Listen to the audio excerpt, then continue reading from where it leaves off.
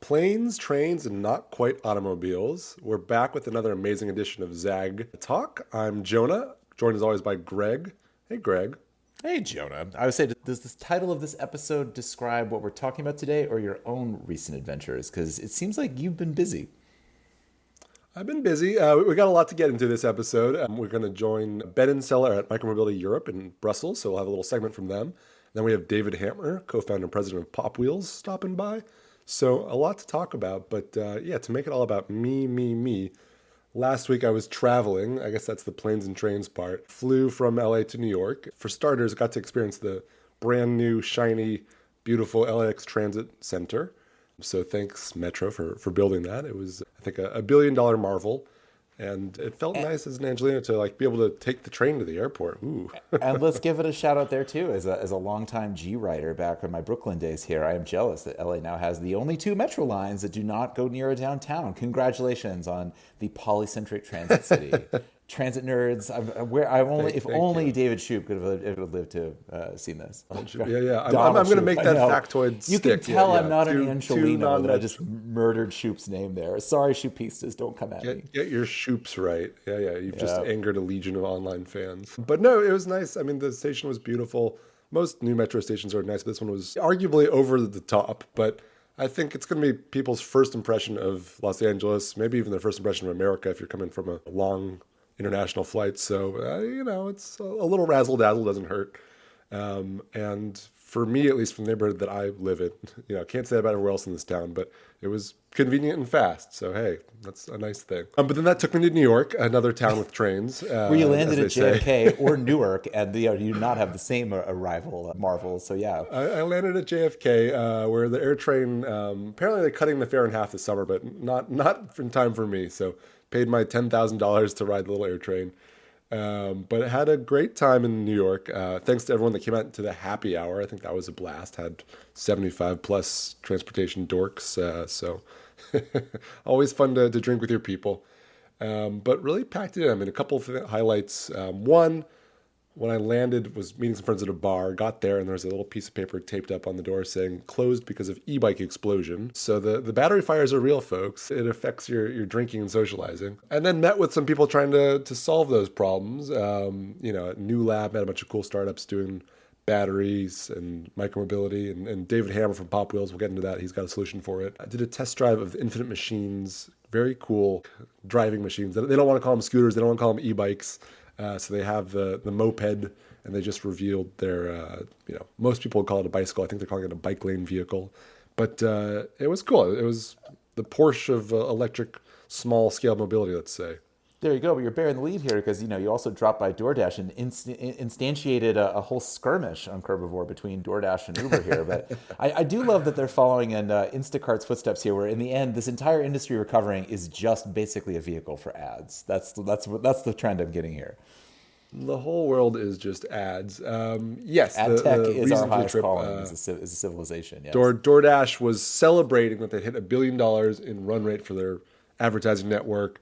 They bought some new ad tech, revealed some new products, had a little summit to celebrate, and ran that news story. And then Uber snarked back, actually, we hit it a couple months faster. Like their claim is false. So I don't know if Guinness Book of World Records is here to adjudicate, but I hope either way, more ads more quickly being shoved down your throat. Like I don't know if that's the best thing to celebrate. Like we're serving you more ads quickly. But even on a non-mobility thing, I'm sure you saw that like WhatsApp is going to start cramming ads down your messaging chats now. So anything in your phone, anything that you're looking at, it's just the surface for serving you more advertisements. I would say we thought we'd already fracked your attention span. We can get ever finer slivers there, but I hope you will run the snarky response from Uber in the show notes. That would be fun to just simply reproduce that email. Yeah, and then post my trip, Lyft also new ad products. So just you open your phone, you're trying to get somewhere, it's just going to be an ad for Coca-Cola. There you go. Well, Lyft now speaks French because they're in Montreal, or so I'm getting emails from them. So it's interesting to see the fruits of their recent acquisitions here as they desperately fight to begin growing again. So bienvenue, Lyft. It'll be interesting to see you soon. But yeah, other news, money, money, money. So Yeah, let's I get think into it. I think we're back, right? So $15 billion valuation raise for Applied Intuition. This is sort of like a self-driving data learning. They're not making the cars; they're doing the sort of thinking systems behind them. But that's a lot of money. That feels very Zerpy. Well, it is and it isn't. I mean, this gets back to my whole interest in this of so for example, earlier this year, the tie-up with NVIDIA. Well, this ties into a couple of our news updates, but we've seen NVIDIA start tying up with General Motors, with Aurora Trucking and others here to basically build the sort of digital twin synthetic data here, which is exactly what Applied Intuition's doing. So from a strategic sense, the idea that the only way you're going to leapfrog Waymo or really scale up at this point into to achieve the theoretically millions and millions of hours of driving to solve your edge cases, you're going to have to basically do it in synthetic data environments. And so that's what Implied Intuition is trying to do. And it is really interesting. There's this whole larger AI kerfuffle. I was just reading this week or last week, I don't know, time. What does it mean? Jan LeCun, who's Meta's top AI guy, just released an updated version of their video model here. And this idea that basically there's a whole debate about whether LLMs can ever scale to super intelligence, Zuck's huge thing. And but the idea is that there's a lot of video in this world. You basically need to train not on words and on text, so we're running out of web, but on very large video models. And so, this is what they're doing as well. So I don't know, to me, it makes a lot of sense here. This notion of spatial intelligence, edge cases, solving for this, maybe $15 billion cheap. I mean, look at the rest of the CapEx out there. So I guess we'll find out. Yeah, maybe it's cheap. 600 million raised, some new, some secondaries, BlackRock and Kleiner Perkins. And yeah, to your point, it's also way cleaner when you run over a pedestrian in a virtual world than on the real streets. So yes, you run over the pedestrians there, so you don't do it in the real world. That's the idea. You get it out of the system. That's exactly the point there. All right. Well, I mentioned autonomous trucks. So what do we got here? Yeah. Another one, Plus, going public via SPAC, $1.2 billion valuation, which feels so tiny compared to the last number. But this is the real Zerpy throwback to go public via reverse merger with the shell company with no real revenue. And if I looked at their deck, always good to describe decks verbally, but just full of nice projections and TAMs and SAMs and all sorts of things about, if every truck in the world uses our technology, this could be a $1 zillion business. In the meantime, we'll take your money. Oh, I love a good TAM. Well, like I said here, you got the. It's just funny how autonomous trucking went from backwater to really white hot now with the whole, again, Aurora started trucking on that various corridor. But to me, the ultimate sign throwback is that we now have, in addition to his official presidential pardons, we now actually have a documentary around Nicholas Trevor Milton. Have you seen it yet, Jonah? I've babies, so I don't quite have time to watch. Come on, this is professional. I think so. This one, Conviction or Conspiracy, the Trevor Milton saga. I think Trevor Milton produced it. Like he's making his own. It wasn't me. I wants to produce that. I don't want to run afoul. I don't need to get our lawyers involved here. But yes, that would be interesting if that's the new power move there, is to finance your own documentary proving why you were railroaded, perhaps. I mean, all over LA, that I've been seeing billboards for some sort of other fluff film showing that Elizabeth Holmes was not guilty. So this is the new image rehab game, is to just make a bad movie about how wronged you were. Anyone that's watched the Trevor Milton doc, please tune in and give us your letterboxd review. Strange new forms all the time here, I guess. But yeah. Yeah. 2025, dark days. But speaking of technology and money, some other fundraising news.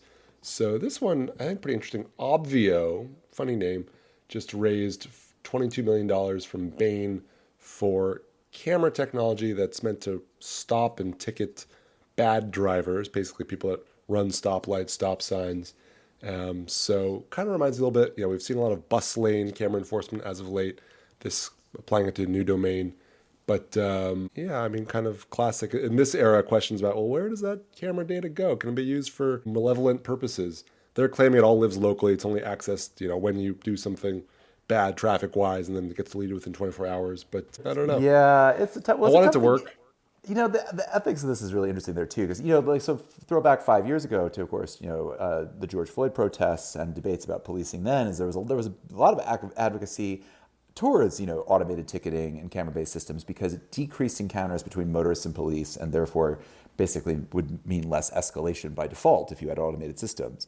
But now, of course, under the new administration, you just had, again, last week, we've had 404 Media published a whole piece on basically that California police are sharing flock automatic license plate reader data with other agencies that are in turn performing searches for ICE. So to me, the takeaway is like no data is ever local. Nothing's ever stored local. The way things get joined together and who can access it, we'll never even know. And, you could have all sorts of discussions there about, can you even meaningfully consent to data collection these days because we don't know what happens on the back end. But it is interesting as these debates continue to turn. Yeah. I don't know. Yes. No, sorry, it would be listeners. nice to have a non-racially profiling way to enforce traffic laws, since that doesn't seem to happen with human law enforcement officers these days, but just opens a whole new can of worms. Yeah. Indeed. Well, let's get to cheery news from our partners on the other side of the pond here, now that we're ending up on our particularly American stance. Yes. So over in Europe, a lot of fun ZAG stories this week. So the first one, particularly interesting, they toured UK's busiest drone center, Skyports, former RAF Air Force base. I think it's kind of cool, how every country's got its own approach to drones. Obviously, a different regulatory environment. Here in America, we've just had a unleashing drone dominance or something, executive order. But in some ways, actually, I think European regulators have been more ahead of this. Each country's got its own rules, but trying to figure out flying beyond the line of sight and what your kind of range and access rules and how you control them. So this one worth checking out. Good photos. Kind of see the people behind the machines, and then from the sky to the ground. It'll be interesting to see how these different kind of drone ports and infrastructure really evolve. I'm interested in this, of course, is what sort of Zipline's doing in North Texas as well. I'm very curious to see, will these evolve? Are we looking at like the earliest days of aerodrones? If this were like 1920, and now we're seeing sort of evolution to what will become these full-scale automated infrastructure ports in there too. So yeah, definitely would encourage people to check it out, because I feel like we're in the earliest days of sort of how this ground-based infrastructure will evolve for this, and I'll be curious to see what best practices get adopted into this. So. Yeah. Also, obviously, they're excited about ground-based automation too. So, UK government announcing kind of a big push for self-driving taxis. They're saying it's going to make 38,000 jobs by 2035. We'll see. But that includes, obviously, there's the big news with Uber and Wave partnering. I think it's Wave is kind of like the hometown hero for the UK, right? So I don't know. It's I would say this is obviously somewhere where they've been kind of behind the ball. So curious if they can catch up with a little bit of government loving. I'm not optimistic. I feel like this is a perpetual UK story. I mean, for those who've been around a while, you'll remember like Transport Catapult for the UK has been thinking about autonomous vehicles and making that a sort of domestic center of excellence and all that kind of language for well over a decade here. I mean, it's tied up in those classic things about, whether the UK innovation strategy, automobile industry, domestic manufacturing, all these sorts of things. So I wish them luck, but this is like a perpetual existential crisis for the UK about the whole, where are we with this technology thing? So we'll see if they can move the needle. Isn't to be British to have a perpetual existential crisis? Isn't that kind of I mean, you invaded every country on Earth and had an empire that spanned the globe once. Of course you're going to have a permanent existential crisis after that. It's only downhill from there. I mean, I will say, if you get in a Waymo, you're probably riding in a Jag, so points for them there, right? Which is now owned by India. Again, the revenge of the former colonies. Is it Indian? Sure, but yes, it still has the air of Britishness to it. A couple of other ZAG stories that I found interesting. They took a look at the Walmart drone expansion, so it kind of ties into something we've been talking about the last couple episodes. But 3 million new households under the Walmart plus Wing service. All just super Sprawlsville as usual. Atlanta, Charlotte, Houston, Orlando, Tampa, joining existing DFW and Northwest Arkansas, meaning Bentonville zones. So not exactly the most urbane parts of the country, but you got drones. Well, let's stick a pin in this one, Jonah, because if we're going to crowdsource here on air here in terms of future guests, we really need who is Walmart's drone guru at this point, because it's just really fascinating. They are like the maybe not truest believers, but certainly like the biggest experimenters. They are the retail partner for basically everybody who wants to try this out. So I am very curious about whether this is like a single champion there. Do they have a whole strategy on this? I feel like we're we see the press releases and we talk to the partners. Walmart must have an AOL style shingy, just like a futurist that has crazy glasses. I think you read my mind there. Is it a shingy or is it like someone sitting at a really threadbare card table in Bentonville, and they're really thinking this through Walmart style? I would love to know whether it's classic Walmart exec or whether Shingy got in there somehow. But yeah, This could be you, Greg. I'm smelling a scam for you. I think my champagne tastes are a little bit too much for Walmart, which brings us to our final Zag item here, if you want to take that one. Well, this one's a little tennis related, so I'm going to rely on your expertise. I can't even pronounce the name of the tennis tournament. I don't know. But Roland Garros served by We Ride and Renault making a little L4 tennis shuttle. So tell us about tennis, Greg. Well, it's cute. Well, Roland Garros is better known in the States as the French Open. So, it's a fun little story, and I'm sure it provides some great service. But, this is one of those things where they were providing, an autonomous shuttle service connecting multiple locations there over 12 kilometers in the center of Paris at a tennis center that is well served by transit and the Paris Metro. So, I think the fans were covered there. But I do like to imagine, given that, Racket Magazine just did a whole piece on how Roland Garros is like the chicest of the majors, even chicer than Wimbledon. I'd like to imagine the clientele. Ooh. I hope they got some good photography of the incredibly glamorous Parisians who are probably riding their shuttles, if they weren't cycling there, of course. Well, with all that news, I think we got some more reporting live from the ground. So let's hear from Sela at Micromobility Europe. Hey guys, we're at Micromobility Europe 2025 in Brussels. It's the first time the conference is being held in Brussels under the new ownership of Prague and Joel Jones, so it definitely feels as though there's a sense of curiosity in the air about how the event will go and what will be different about it. On the whole, everything feels very positive, and I think that especially applies to shared micromobility because we've had multiple operators reaching profitability and hitting key financial milestones in the last couple of years, and I think that industry shift is echoing across the exhibition hall today. And we also got a sense of this bullish attitude from an opening session hosted by the global consulting firm McKinsey, which found that 5 out of Europe's top 10 shared e-scooter players have now hit profitability on an adjusted EBITDA basis. We spoke with Darius Skirto, an expert at McKinsey, on the state of the shared micromobility market today and where we are in terms of its evolution. The market today is probably in its third phase. We believe that the shared micromobility market has gone through 3 main phases.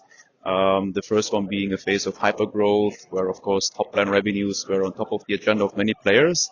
COVID definitely changed that, right? And it's probably the second phase of the market evolution, where only the most profitable players survived, and we've also seen regulators, so to say, starting to regulate, to be much more active also in regulating the whole shared micromobility market. And nowadays, I think we are in a phase where it's all about profitability and also much more mature growth, right? We have seen players doubling down on increasing the vehicle lifetime. We have seen players trying to reduce costs when it comes to the entire supply chain, in fact, and also operational excellence is on top of the agenda. And at the same time, we have also seen cities now starting to ease the regulation, which is, I think, also is a good example, right? Which are aiming to even triple the service area, doubling the fleet caps. So overall, I think the shared micromobility market is now rebounding again. And if you look only at Europe, we have seen a almost 5x increase of the number of trips for shared e-scooters and also shared bikes. And I think that's a clear, so to say, momentum behind the market again. So we are quite optimistic also to continue in the future. One of the key themes we feel has been quite prominent across the conference is AI. There's been a lot of sessions exploring the role of AI in the micromobility industry today, and especially across shared operations, and exploring where AI will take us in the future. Voi's Chief Technology Officer said in a keynote on day 2 that he thinks for a shared micromobility operator in today's market to really be successful, it's got to be leveraging AI. We spoke to Mike Manchip, who's the founder of the global analytics firm Anergy, and Anergy is here at the conference showcasing its virtual AI assistant called Anna, which is designed to help shared micromobility operators become more profitable. Here's what Mike has to say. Can you explain what your virtual AI assistant Anna does?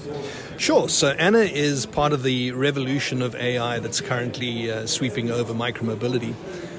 We're still pretty early with pushing AI in. But AI is here to help you manage profitability of shared mobility. It's there to answer questions about data. It's there to help you manage your workforce and to optimize the deployment of your fleets. And it's there to do it in a way that is much easier than what is currently done. A lot of people sit around looking at spreadsheets or looking at business intelligence or business, visualizations of data. But the difference between that and using something like Anna is an AI agent who can actually do stuff for you. So she can help you manage the fleet, she can create tickets, she can manage customers. It's a much wider sort of scope of what's been possible in the past. There's also been a lot of new announcements and product launches from Micromobility Europe 2025. A really notable one being from Van Moof, which has just launched its first e-bike series since the Dutch manufacturer was acquired by McLaren Applied back in 2023. We heard from the CEO, Elliot Wertheimer, on the development process of the e-bike series and what it means to debut the bikes at this year's conference. We have improved the reliability of our latest products by a factor of 10 times compared to the S3, which was a product launched before the bankruptcy with some reliability issues. So we've now moved our product offering into what you could say is the industry average in terms of reliability profile, probably even better than that in our category. And so all that works allowed us to finally launch our new product since the restart, the S6. It's really the culmination of 11 years of really, really hard work and a lot of suffering. And we're back. I'm joined now by David Hammer, co-founder and president of Pop Wheels. Hey, David. Hey there, how's it going? Excited to have you on. Why don't we just start with something pretty obvious? What's Pop Wheels? Yeah, so I'm the co-founder of Pop Wheels, which is building battery infrastructure for micromobility in cities. We've gotten started by building and deploying the first ever urban scale battery swapping network anywhere in North America, here in New York City. And just to dial in a little bit, that's when you say micromobility, it seems like you're focused more on couriers or professional users, not the city bike or Bird Lime users of the world, yeah? Yeah, it's a really interesting market. So New York has, the official count from a few years ago is about 65,000 delivery workers. It's certainly the biggest market in North America. And we actually think that's a pretty big undercount. We think the number is closer to 100. And the interesting thing here is that, delivery workers, for the most part, deliver via e-bike, and most of them own their own e-bike. So it's not a place where people rent their e-bikes, they own their own. And you've kind of seen a convergence on a couple models, for lack of a better term, like shady Chinese models that basically over the last 5 years, everyone has adopted. The beloved Arrow.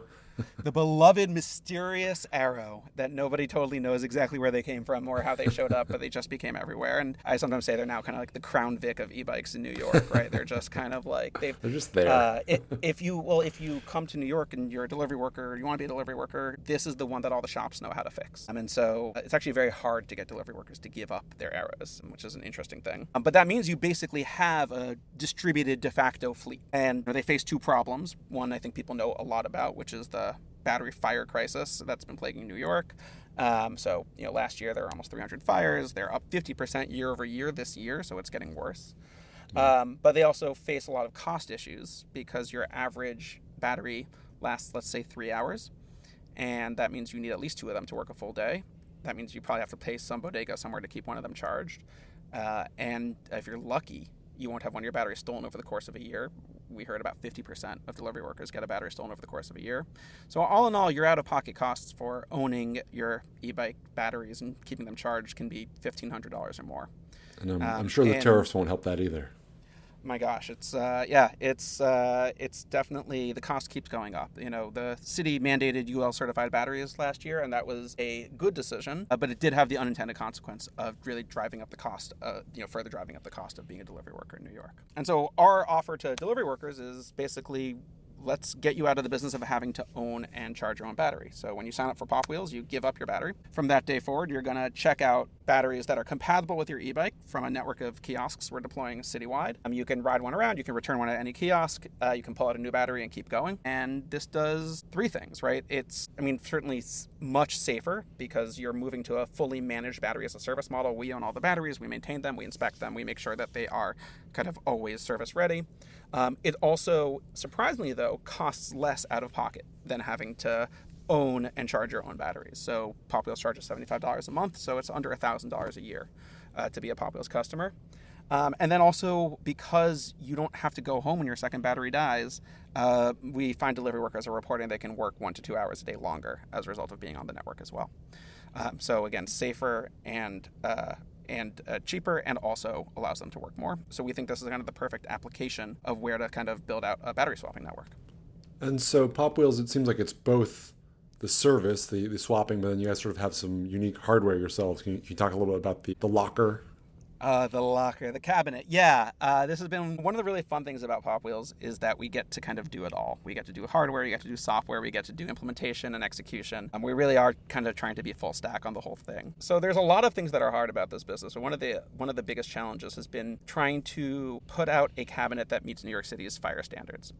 There's plenty of companies in Asia that have developed charging cabinets over the course of the last 5 to 10 years, right? A lot of people who listen to this podcast probably know that battery swapping has become fairly ubiquitous in parts of Asia. But the standard in New York is that if you set a battery on fire in one slot of the cabinet, it cannot spread to any adjoining slots. And there is, no cabinet that we know of on the market that would reliably pass that test, and so we had to design a battery fire extinguishing cabinet that could actually identify a battery going to thermal runaway and extinguish that fire before it really even starts. And that took a whole bunch of R&D, and we had to do a bunch of iterations and testing and learning, and we were really thrilled this time, I guess around Halloween last year, to be the first company to ever receive a FDNY letter of no objection for a battery swapping cabinet, and got the chance to, that kind of gave us the green light to start shifting from being in the kind of R&D phase of this business to being in the deployment phase, which is a great place to be. And just to put on the dorky tech hack for a second here, was it harder to get the detection right or the suppression, which was trickier to solve? It's a little bit of a balance. I'd say the whole mechanism kind of works in an integrated fashion, right? So it's a little bit hard to split them up. To me, it's not just about the detection or the suppression. It's really about the corner cases, the edge cases. It's about thinking about things like what happens when you lose. We wanted to design a mechanism that was purely mechanical, so that even if a cabinet were to lose power, we wouldn't have to rely on a backup power system in order for it to be able to make sure the ejection mechanism works, which means we couldn't use sensors. It had to be something that was kind of just built into the mechanism, but still that could be triggered remotely. So it was really about finding a lot of those kind of edge cases that really were the trickiest thing, and that's really what we spent a bunch of time iterating on. Stepping back for a moment, why solve this problem? I mean, why did you wake up one day and say, batteries, that's my issue to solve? Yeah, this industry is actually fairly new to me, right? On one hand, I have definitely, as long as I've been working in tech, and I've been working in tech for 20 years, always dreamed of doing work focused on cities and mobility. But, I'd worked at Google for many years. I had started at my first company, Emissary, which I took to, pretty decent scale. I was in the enterprise sales intelligence business. I was not really seeking this business, but in 2021, 2022, really, was talking with my good friend, Baruch Hertzfeld, who's really one of the more interesting and unique folks you'll ever meet. I always say he has like a higher idea per minute ratio than anyone ever met. And at the time, he was actually building a scooter rental company, like an elderly mobility scooter rental company, but was realizing, because if you leave him on a street corner, he'll talk to every delivery worker who walks by, that there was this emerging battery fire crisis. And this was really before it was hitting the news and hitting the press. And he was really the one who turned me on to this, that there was this incredible problem and this incredible kind of confluence happening of this kind of de facto fleet commonality and this fire crisis that really created a problem worth solving. And so I basically tapped him on the shoulder and said, hey man, let me be your co-founder on this. Let me kind of be your kind of builder partner to really help take this to scale. And it's really been the most entertaining work I've ever done in my career, the most satisfying work, both because of the domain, because of the chance to actually shape how cities work, but also because it's really easy to get out of bed every morning and say, how am I serving delivery workers? How am I making their lives better? I really consider it kind of a privilege that I get to have this be the problem I get to solve every morning. It's really been, I don't think I could have told you this was my dream job, but it definitely is. Yeah, there really is something to both the interplay between, it's not just an app that exists in the real world, but then also everyone and everything moves. So the scale that you're working on is, that's can be kind of inspiring, right? I mean, I'll even say a little more than that. One of the things that I had heard so many kind of horror stories or warning shots about the challenges of deploying kind of technology in urban environments, especially hardware in urban environments, right? And, that cities, that cities have developed, I think, a lot of antibodies to folks trying to do crazy things in cities, and that, your approaches were to either kind of try and play nice and wait 5 years, or play not nice and, try and go rogue. And I think one of the observations was, because of what we're doing and because it has such a strong focus on solving some very real problems, that we were very lucky in terms of having this kind of third way where we were able to go from prototype to live and deployed and scaling in 18 months, which I'm told is relatively quick. Yeah. To do it that quickly while doing it the approved way, that's impressive. Given your pre-existing sort of tech background, how have you found fundraising to be both in this current environment, also capital intensive business model? Yeah. So it was interesting because when I started raising for Pop Wheels the first time, I actually used to tell VCs when I talked to them that I didn't think this business was necessarily for them. Right? Negging them is always a good move. Yeah, for sure. Right? You don't want to invest in this. Well, look, first of all, I was raising in 2020, we were starting to raise in 2023, 2024, right? Obviously, the capital environment, hardware intensive mobility businesses were not exactly the most appealing thing, especially, and in some sense, I knew that the market opportunity was so obvious in New York, but also that in some sense, the strength of the opportunity in New York would make it people would say, oh, this is a great New York City business. Does this make sense anywhere outside of New York? And so we initially didn't really pursue the venture path. We raised money from friends and family or from angels. The other thing I'll say on this front, and I do believe this pretty strongly, is, I can talk a little bit about how we've evolved since then. I think we've realized where this is going, but I do think there's starting to be, especially for a business like ours, I'm starting to feel like there's a little bit of a shift happening on the debt side of things, right? Where we were basically told you'll never be able to, find people to kind of lend you money. So you're going to have to over-raise on the equity side. And that's certainly what a lot of folks had to do, is they went very heavy on equity because, when you're an early stage business, who the hell is going to lend to you? I think our experience has been that if you kind of knock on enough doors, there's enough people who are starting to recognize that there is this, there are these gaps of stuff that should be debt financeable but isn't. And that there's opportunities there to think about how to maybe start engaging with debt at an earlier stage than I think is traditionally recommended. And that's been a big kind of part of our approach from day one, is to really kind of balance debt and equity. And we're getting to a place now where that's really going to allow us to scale pretty efficiently. And you found it's mature enough that there's reasonable rates that you're able to get for the debt product? We've seen a nice mix of things, right? And I think we've seen a lot of folks who are willing to get creative and think well and think and be our partners. We'll have more to share on that probably in a month or two. But yeah, we've been able to find some strong debt partners who are really able to work with us to help us really do the kind of scale on that side, which means that we need to raise less equity to be able to kind of get to the first phase of this business. I think now what's nice is we're starting to reach a point now where we're seeing enough signals from the market that this is clearly not a New York business, right? I think word's starting to get out. We're launching in DC shortly. We have, without walking through all the details, probably a half dozen more cities in the pipeline right now. That, this is looking like it's actually going to be a piece of infrastructure that every city has, that I think we're now kind of ready to, I think when we do go out to raise again, which will be in a little while, we will have a more venture-ready story. And we've definitely brought some great venture investors onto our cap table, so I don't want to say we're anti-venture. I think it's just more of understanding that, okay, there are other pathways, and that kind of taking the traditional venture path didn't have to be the way to go for us. And we were able to kind of get the capital we needed to be able to get past prototype stage and get to scale without having, a single major VC be our kind of major underwriter. Amazing. And speaking of scale, how big is the company and how big is the team? Yeah, so that's a great question that I don't totally know the answer to, because we've well, look, one of the really satisfying things about doing what we're doing is it's, for a lot of folks kind of see what we're doing and they want to help. And we're pretty shameless about saying yes when they do, even if we can't afford to hire them full time or even if it's a part-time thing. So depending on the day, I say we have somewhere between 7 and 20 and 25 team members, right? There's a lot of folks who are, we have an incredible Your poor HR person. Oh my God, they're a hero. But we have a lot of brilliant folks who are helping us out in various ways. I mean, it's really allowed us to punch really pretty heavily above our weight in terms of the number of things we can tackle at a given time.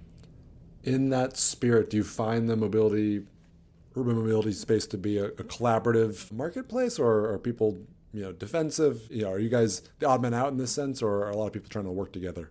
Yeah, look, it's a small industry, right? I think it's a family industry for sure, and we all kind of know each other. And what's been fun is Pop Wheels originally started out, and our strategy was always kind of work with delivery workers directly, be able to directly acquire them as customers, and really focus on that as our initial approach.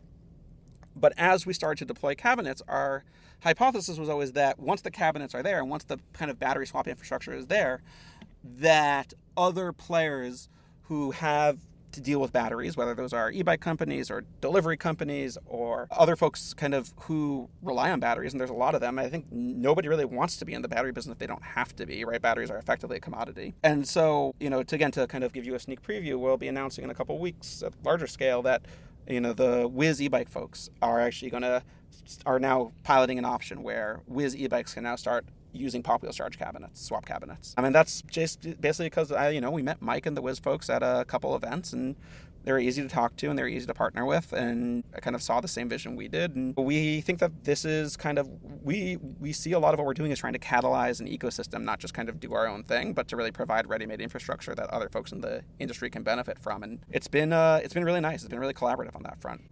We sit down the hall from Tom at Perch and we talk to him all the time. And, I know he was on your podcast last week. There's very much a sense that everybody is kind of pulling together here. It does not feel like everyone's got sharp elbows for each other. And I think that partnership with Whiz, that makes total sense. And also, I was impressed last time I was in New York, just the number of bright green Whiz e-bikes I saw.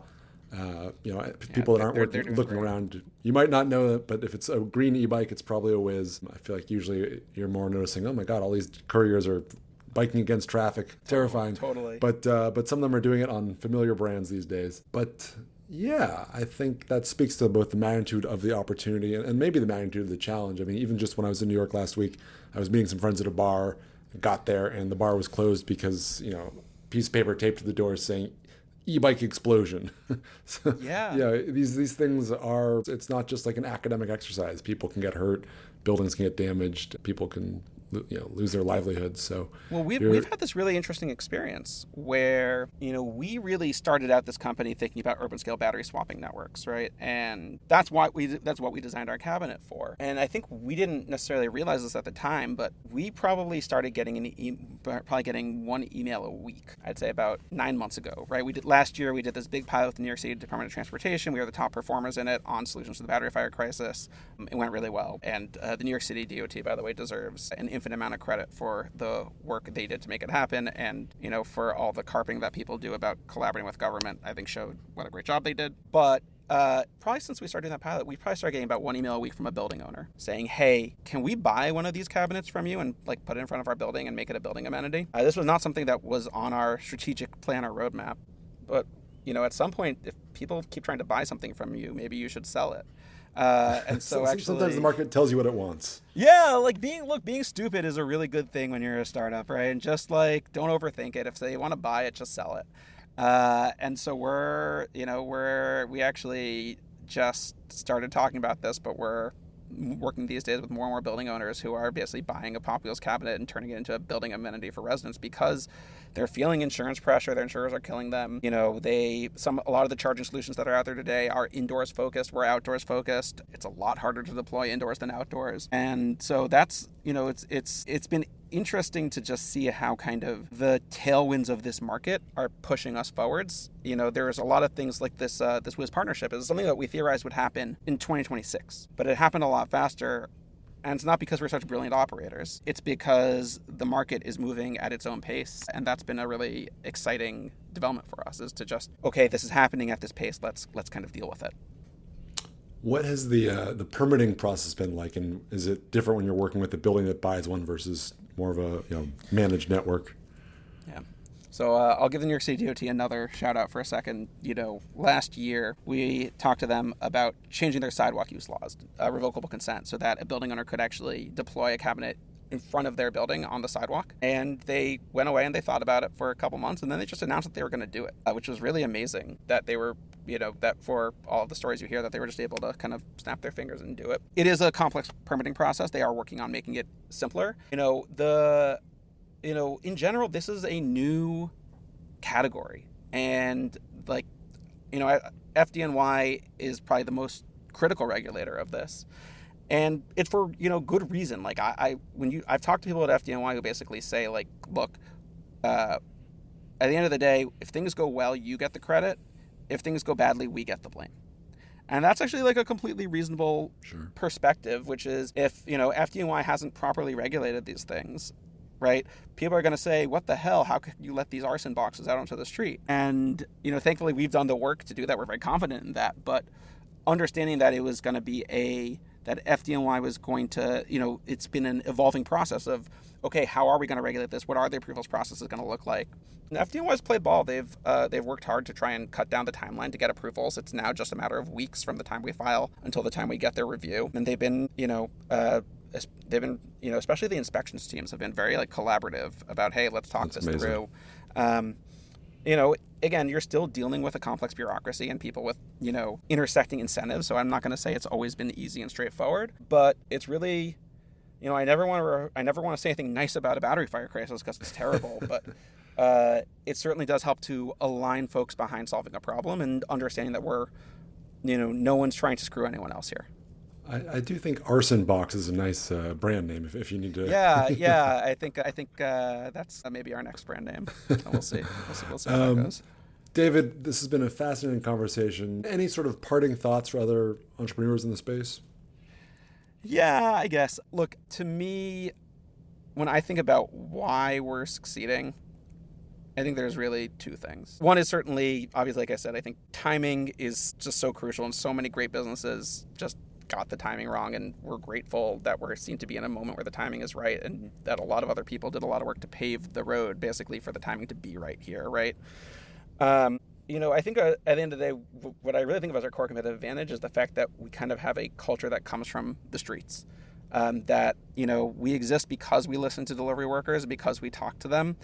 I think it's, in general, it's given us a lot of our most important product insights, and has also done things like gotten us a lot of the sites where we're deploying cabinets. And so I think especially for people who are building in this space, staying close to kind of the intelligence of the streets, and, not just, this can't be a desk job, this category. You can't work in this desk category if you're not out on the streets, if you're working on one of these businesses and if you haven't spent at least, swapped batteries yourself, if you haven't charged batteries, get your hands dirty and talk to the people you're serving. It's what makes this business really satisfying, and you get to have all sorts of crazy adventures. I remember we spent one night in a sub-basement in Bed-Stuy with 120 Bangladeshi delivery workers playing carom, which is their version of knock hockey. And and you get to have these incredible adventures while building it. And it's definitely been the most fun part of making this happen.